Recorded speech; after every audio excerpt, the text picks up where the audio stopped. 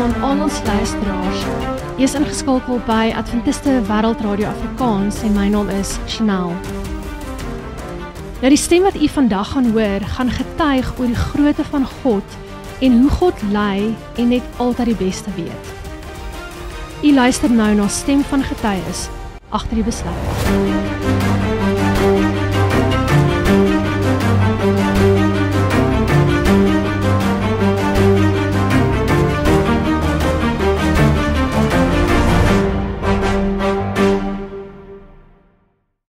Ek gesels vandag met leraar Marshall Lou.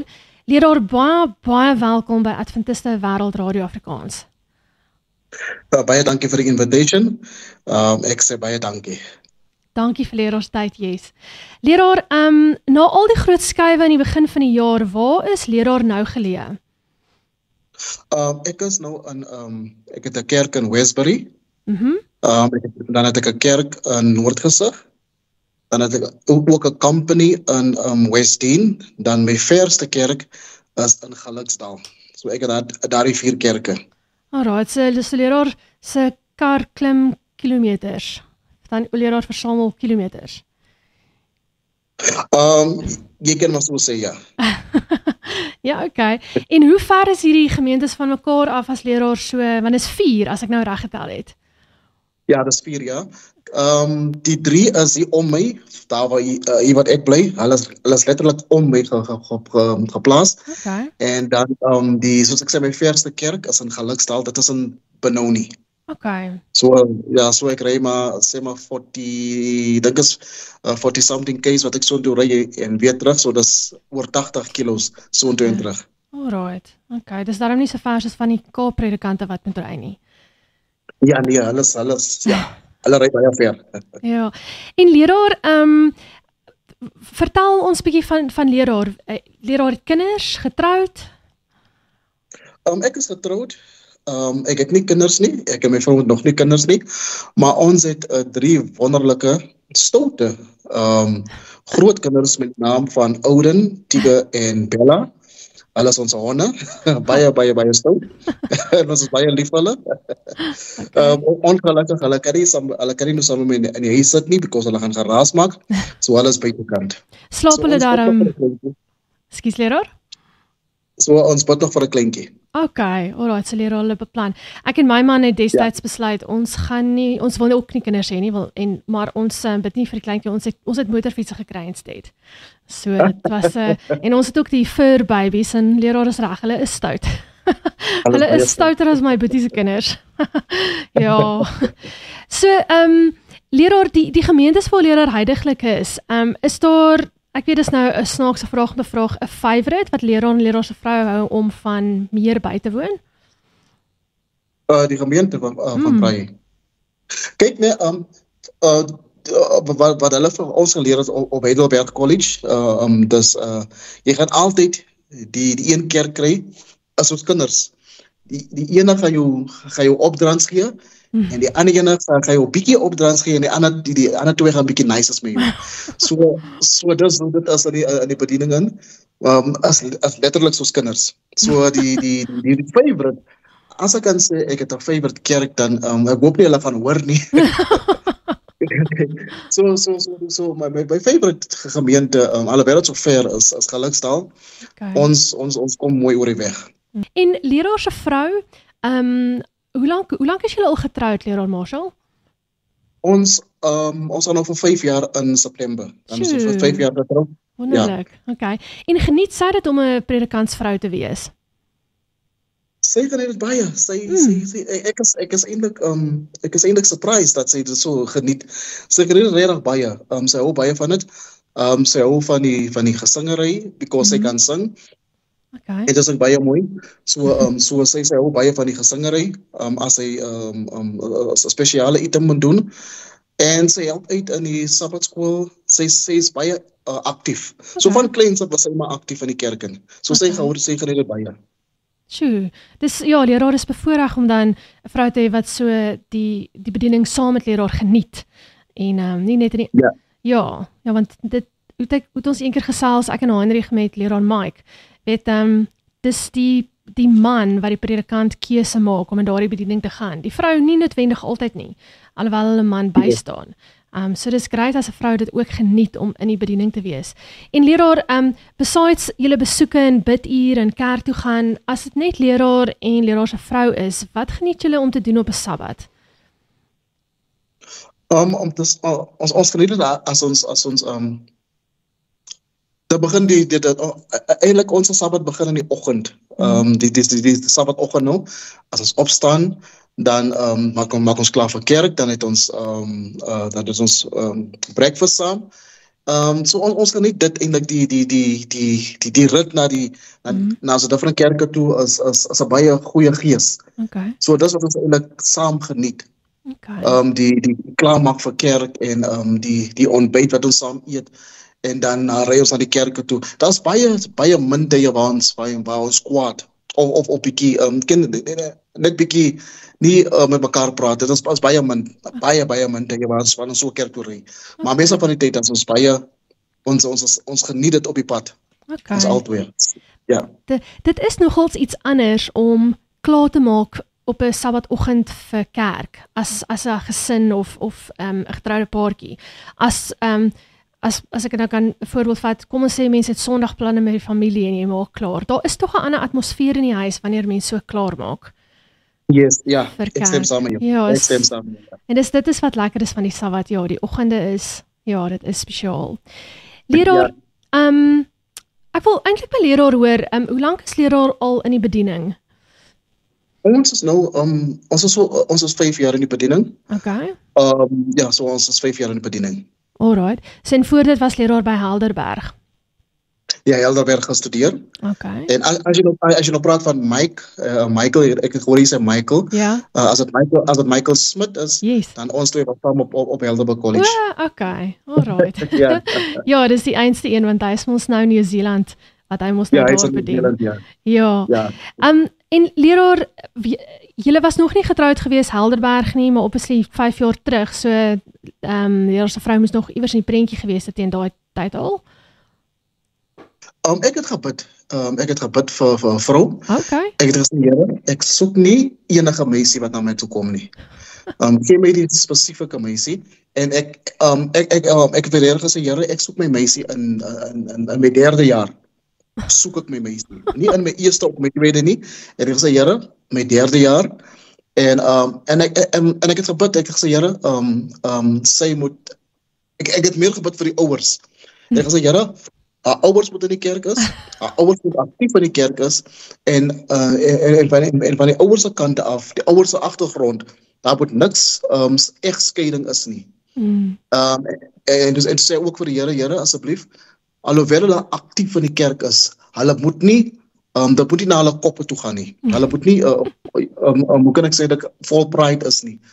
En in my 3de jaar, kyk, my eerste jaar toe daar was baie meisies, maar toe sê ek, nee Here, ek het gesê my 3de jaar.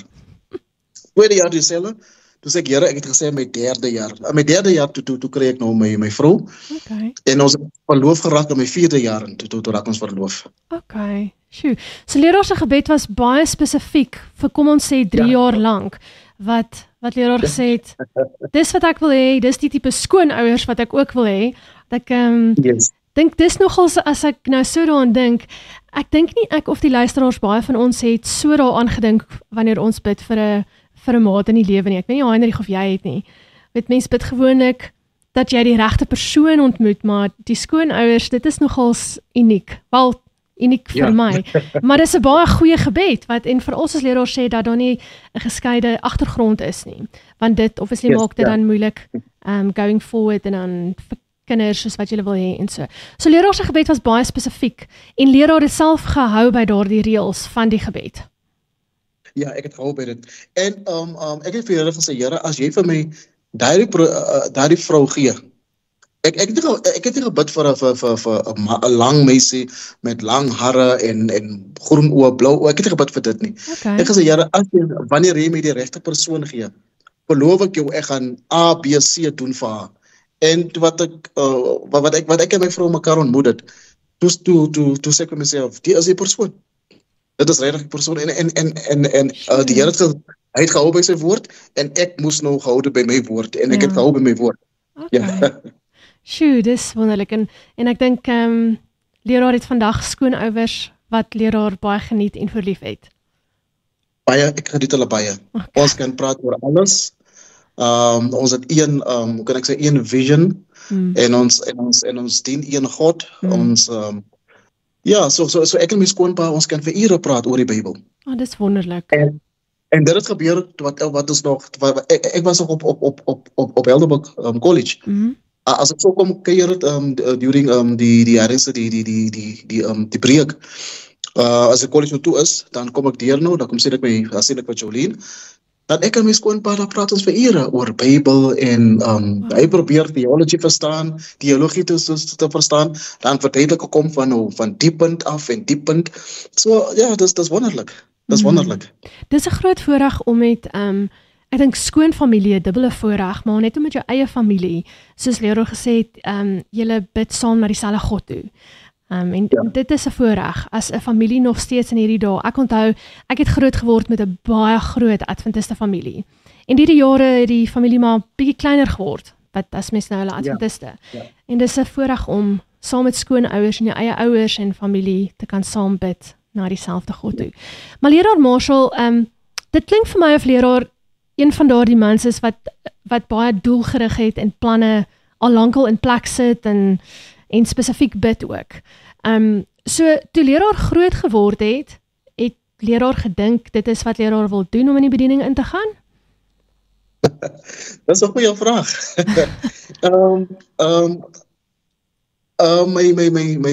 Hoe kan ek sê nou, my stiefpa het altyd vir my gesê ek gaan 'n pastoor word. Okay. En het altyd vir my broer, my klein broertjie gesê, jy gaan 'n gangster is. Maar vir my, Skus leraar, 'n gangster soos 'n gangster. 'n gangster, ja. Okay. Toe sê ek vir myself, nee man, ek wil die gangster is en my klein broer moet die pastoor is because die woord gangster, ek het nie verstaan daai tyd nie, 'n gangster. Ek het nie verstaan wat is die woord gangster nie. Toe sê ek maar dit klink meer aantreklik om te sê ek is 'n gangster. En wat ek uitvind, wat is 'n gangster? En toe raak ek 'n gangster. So 'n gangster nou. En ek was baie stout. Ek het laasweek toe luister ek na CD Brooks, hy is oorlede al vir 'n paar jaar. Toe luister ek na hom na leraar CD Brooks. En ek luister die preek wat hy preek. En hy preek van Jona. En ek sê vir myself, ek het 'n Jona experience gehad. Ek het letterlik weggehardloop van my calling af as 'n pastoor.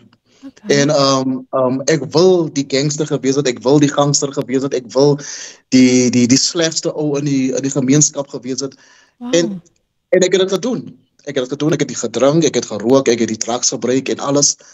Maar toe realiseer ek, nee man, dit is nie vir my nie. Dit pas my nie, dit pas nie my karakter nie. En ek het ek was uit die kerk uit, vir 9 jaar was ek uit die kerk uit. En toe ek terugkom, toe sê ek, nee man, die is regtig nie vir my nie. En toe leraar Clint Victor, hy het vir my gesê, die Here, jy is hier vir 'n rede. Onthou wat ek terugkeer toe gekom het, ek was stikkend. Ja. Ek was regtig stikkend. Stikkend van die drugs, stikkend van die alkohol. Ek het regtig soos 'n stikkende lap gelyk. Soos vanoggend wat ek die storie geluister het van die prodigal son. Maar hy teruggekom het, hy was ook stikkend. En so ek het stikkend na die Here se huis toe gekom. En Pastor Clint Victor sê vir my, jy is hier vir 'n rede. En daardie woorde het my soos Dawid vir Goliat geslaan het met die klip teen die voorkop. So daai woorde vir my geslaan teen my voorkop. En toe sê ek is regtig hier vir 'n rede. En so het ek my lewe so die Here my lewe agter mekaar gekry en toe hoor ek die call. Toe sê jy moet gaan studeer. Gaan af Helderberg toe en gaan studeer. En ek as ek terugkyk dan kan ek sê dankie vir die Here. Dis al wat ek kan sê. Ek kan sê dankie vir die Here. Verseker, kan ek leraar vra toe daardie ander predikant vir leraar sê jy is hier vir 'n rede. Het die woorde soos leraar sê daai klippie wat Goliat getref het, my hierdie woorde opgekom van leraar se stiefpa wat gesê het jy gaan 'n pastor word. Kyk, my stiefpa, ek het nie so baie van hom gehou nie. My stiefpa was nie Adventist nie. Ek dink hy was Catholic.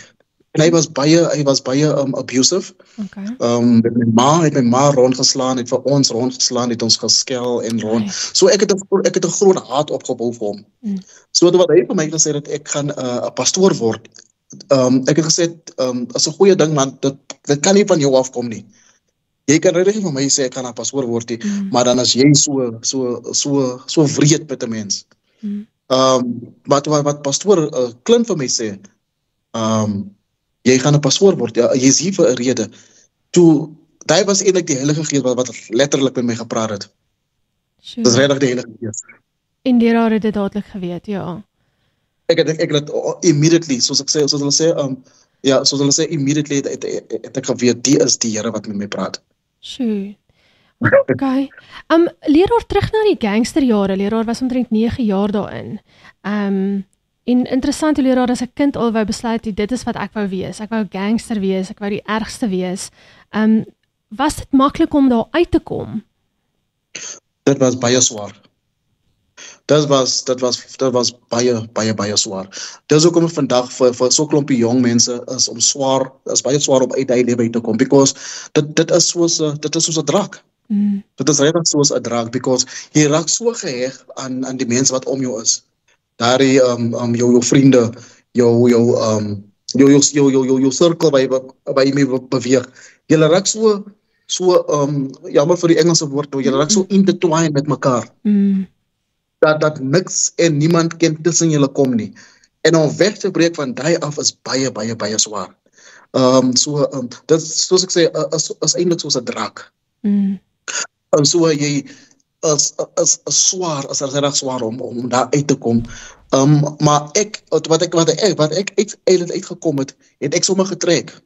Ek het my klere gepak en in 'n bus geklim en getrek. Okay. So ek moet ver wegkom van die af, because het is so maklik om weer terug te gaan. Because daar jy voel veilig, daar jy voel hulle gee om vir jou. Alhoewel ons doen verkeerde goede, maar jy voel jy word kop toegevat, as ek kan so sê. Jy voel die liefde. As ene geslaan word, ons almal gaan slaan hy persoon. As ene nie het nie, ons almal gaan uithaal en betaal vir hom. So dis hoekom dit so swaar is om daar uit te kom. So ek moes my klere gepak het, in 'n bus geklim het en terug Johannesburg toe gekom het. Okay. Ja, dit is baie swaar. Sjoe. En verstaan ek reg as leraar sê, want leraar was even in drugs gewees en so, en ek meen dis 'n verslawing van sy eie om uit te kom en los van te kom met al hierdie goed, maar dat ek dink nie dis die regte woord, broederliefde nie, maar dit kan dalk in 'n ander vorm gewees het, maar dit was die moeilikste om daaruit te kom. Was daar die omgee en loyalty wat julle as mense teenoor mekaar gehad het, en dit was erger even as die drugs en ander slegte gewoontes wat leraar gehad het. Vir my was dit so jy nou gesê dat die loyalty, because is baie swaar om die loyalty te breek, is baie swaar. So die drugs, ek was so geheg aan soos hulle sê, chemical drugs nie. Ek het dit gedoen, maar die chemical drugs soos jou tik en jou ket en alles, ek het dit gedoen, maar ek was nie so geheg aan dit nie. Ek was meer geheg aan die marijuana. Ek was baie geheg aan dit. Maar so jy sê die loyalty, het my daar gehou by die vriende wat het gedoen het. Maar toe wat ek loyalty gebreek het, toe moes ek uit die environment uitgekom het. Ek moes uitgekom het. Otherwise, ek sou seker nou nog daar gewees het. Okay. En ek wil net leraar ook vra, leraar het nou ietsie genoem van die gangster leefstyl het nie gepas by leraar se karakter nie. Ja. Hoe het leraar op daardie afgekom terwyl leraar in hierdie was en omdat leraar van kleins af dit wou gedoen het? Soos ek laasweek toe gaan besoek ek 'n member van my en haar seun is besig om in die gangsters te gaan. Toe sê ek vir haar, dan kyk, dit is een ding. Gangsterism wil jou true identity destroy. Toe vra sy my, hoe bedoel jy nou? Toe sê ek, al die gangsters, hulle almal het nikname, almal het byname, hulle almal. Nie een van hulle word geroep op hulle regte naam nie. En daai noemnaam, daai nickname, is iets wat in die community vir jou gegee word. Jy is nou Boeta miskien, 'n voorbeeld Boeta. En so Boeta moet nou iets eet aan daai karakter wat nie wat nie goed is nie. En jou regte identity moet jy doodmaak met hierdie nicknaam. So dit het met my gebeur. My nicknaam, my noemnaam, my nicknaam was was nie 'n goeie naam nie. En ek moes goed te bygeëer wat baie sleg is om my true identity dood te kan maak. Om die nuwe identity kan op te bou met violence, met drugs, met rokery, met drinkery, met lelike taal. So dit is nie ons karakters nie. Dit is regtig nie ons karakters nie. Die Here het ons almal 'n goeie karakter gegee met 'n goeie naam. My naam is Marshall, maar ek moet vir Marshall doodgemaak het met hierdie nuwe nickname wat ek self gebou het, wat ek self die karakter gebou het ook. En elke keer as ons nou nugter is, miskien soos op 'n maandag, dan sal hulle sê, "Jo, Boeta, Boeta het so gedoen en Boeta het so gedoen. Jy voel goed. Jy voel regtig goed." Because nou die false identity word gebou. So jy voel baie goed oor dit. En stadig gaan jou regte identity dood. En die drugs help het ook om het baie gouer wat jou true identity doodgaan. So die drugs help het baie gauw. En die cirkel van vriende ook, because nou hulle sing vir jou songs, hulle praat van jou en jy voel letterlik baie goed oor het. As jy af in die straat loop, almal ken jou, al die meisies ken jou by jou nickname, almal ken jou by die naam. En baie min mense ken jou by jou nicknaam. Maar die flip van die coin is, once jy jou lewe aan die Here gegee het, glo my, jou nickname, jy wil nie weer die nickname hoor nie. Jy wil dit nie weer hoor nie. Jy wil nou jou regte naam hoor. Ja. Because die nickname is sleg. Jy wil nie weer die naam hoor nie. So nou wil jy, as jy jou roep by jou nickname, sê asseblief man, roep my once op my geboortenaam, my regte naam, my regte identity, nie op die false identity nie. Sjoe, dit laat my dink aan Daniël hoofstuk 1, waar Daniël en sy vriende moes nou in ballingskap gaan, en nie net moes hulle vir 3 jaar nou nuwe goed geleer het nie, en hulle voedsel wou, of dit is wat hulle wou hê, dat hulle moet dit ook aanpas, maar hulle is dadelik nuwe name gegee.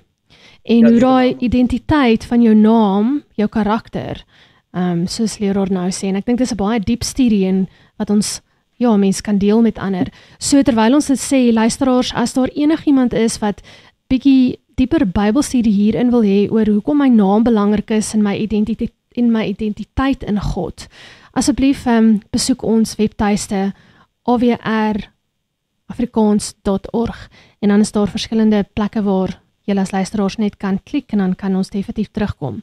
Maar Leroy Marshall, het Leroy groot geword as 'n Adventis. Ek weet nou Leroy se stiefpa was nie, hy was 'n Katoliek, maar Leroy se ma? Ons het nie groot geword Adventis nie. My familie was, paar van my familie was kom ek sê, soos jy sê, ek kom van 'n groot familie af. Ek kom ook uit 'n groot familie uit, maar die groot familie, hulle was altyd Adventis. Ons het geweet van Adventisten, van Adventism nie, ons het niks geweet van dit nie. Okay. Maar ek het altyd vir myself gesê, nee man, daar is iets beter as Sondag. Daai was altyd in my kop in. Sure. Wat ek klein gewees het, ek het altyd gesê, daar is iets beter as Sondag. En wat my ma my nou voorstel, my ma was ook nie Adventist nie, maar my oma het geweet van die Adventiste kerk, because sy het so baie getravel. Okay. So sy het geweet van die Adventiste kerk en sy het die groot familie geken.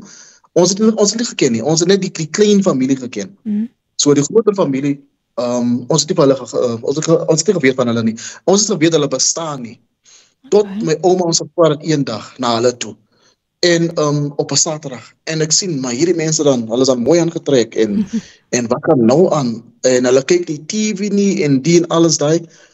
En toe realiseer ek, okay, hulle loop kerk op 'n Saterdag. En toe kom hy woord op my in my kop en daar is iets beter as Sondag. So that's why dit was baie maklik vir my om 'n Adventist om my boodskap te aanvaar. Dit was baie maklik. En was hierdie nou voor daardie 9 jaar of na dit gewees? Dit was voor die 9 jaar. Voor.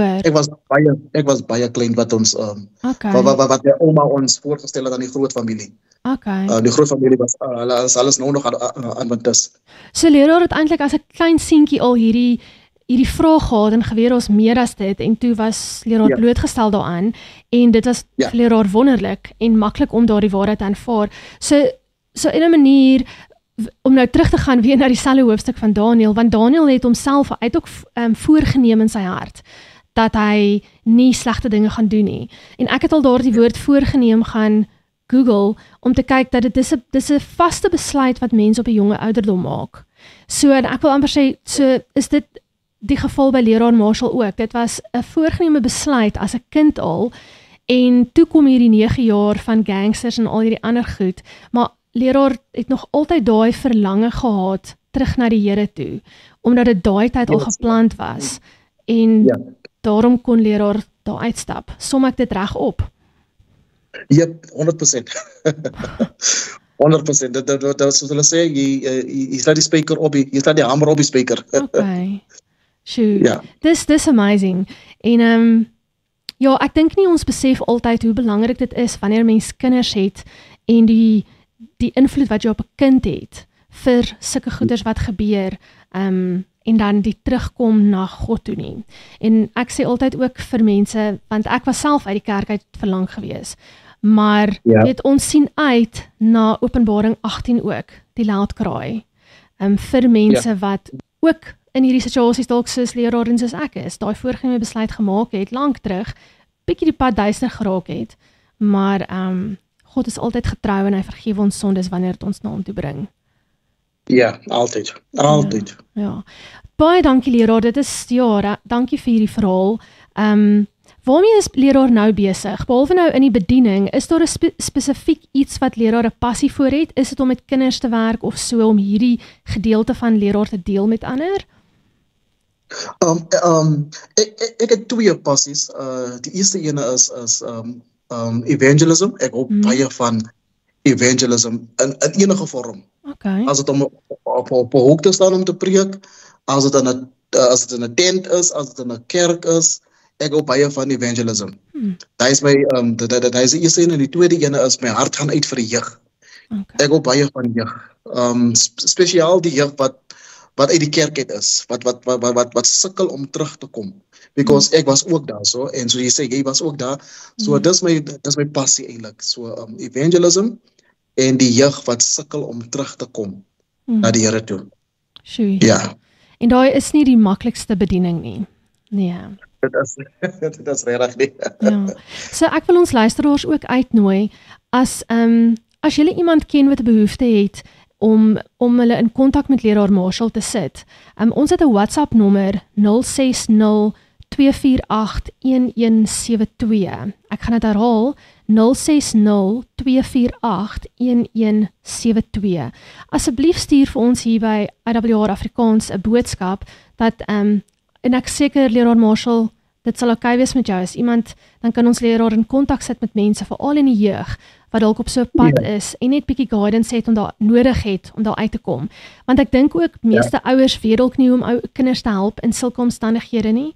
En die kind self. So luisteraars, as daar enige behoefte is, asseblief stuur vir ons 'n WhatsApp na die nommer toe of soos voorheen genoem gaan kyk na ons webtuiste. Leraar, enige laaste gedagte wat leraar dalk net vir ons wil noem nog, as ek nie daaraan geraak het nie. Nee. Hoe kan ek sê, die Adventiste boodskap is 'n baie mooi boodskap. As regtig 'n baie mooi boodskap en ons moet dit uitversaai wat die Here kan kom. So ek kan sê dat vir my wat ek 'n klein seun gewees het, was altyd daai stem wat vir my gesê het, daar is iets beter as op 'n Sondag kerk toe te gaan. En ek onthou nou as ons die Sabbat oopgemaak het, my eerste keer wat ons die Sabbat oopmaak, en ek het baie verlief geraak op dit, as ons Sabbat oopmaak, en dan sal my ouma se suster, ek het by my ouma super groot geword, so sy sal vir ons nou vertel van die laaste dae, hoe gaan ons hardloop, en hoe gaan die Here vir ons wegmaak, en alles. Ek was baie fascinated met dit, tot even vandag toe, en hy was baie jare terug, wat sy vir ons die stories vertel het, amper elke Vrydag aan, het ons gehang aan haar lippe. So, dit is 'n baie mooi boodskap wat ons het. Ons moet dit regtig versprei. Ons moet dit regtig. Ons moet. Ja. Dis soos John Bradshaw, dis 'n nuwe preek wat onlangs uitgesaai is, wat hy sê, ons vertel die Here kom weer. En jare terug al vertel ons die Here kom weer spoedig terug. En ons is nou al so lank in hierdie boodskap, ons moet actually al daardie brand binne ons het wat sê, julle, die Here is regtig amper op pad. Tipe van hoe naby dit is. En is 'n baie opgewonde mooi boodskap, verseker. Leraar Lou, baie dankie vir leraar se tyd vandag met ons. Ek waardeer dit vreeslik en dat leraar bereid is om hierdie deel van leraar se storie met ons te deel. En ek hoop dat luisteraars vandag moed kon kry of hoop kon kry, en net weer eens kan uitsien na daardie dag wanneer Jesus kom al. Dankie leraar Lou. Ek sê baie dankie vir julle, vir AWR, en ek sê baie dankie vir julle, Chanel, en gaan hierdie dag verder. Baie dankie, daar sy. Nou aan ons luisteraars ook, dan groet ek, tot ons weer gesels of mekaar ontmoet in die wolke wanneer Jesus Christus ons kom al. Mooi dag. Ek sê amen vir dit.